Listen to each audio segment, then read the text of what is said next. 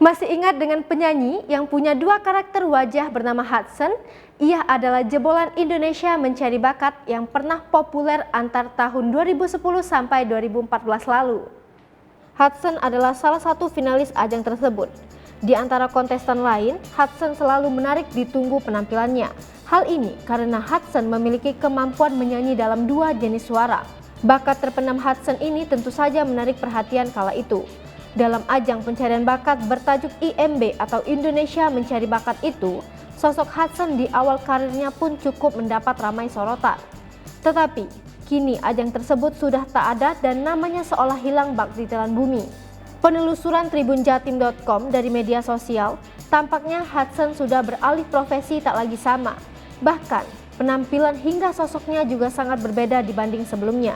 Hudson ternyata masih menekuni bakat uniknya ini dan banyak mengisi acara off-air.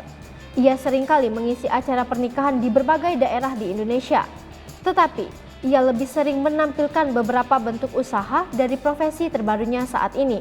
Ternyata, Hudson telah membuka usaha baru dalam hal makanan. Kini, Hudson memiliki usaha baru yang tak kalah kekinian dari artis tanah air. Ya, usaha itu adalah kue artis. Hudson membuka toko kuenya yang bernama Cake Tapeku di akun Instagram @cakenya_Hudson. Hai pemirsa Sri Popo TV, jangan lupa komen, like, dan subscribe, serta tonton terus berita-berita terupdate lainnya ya.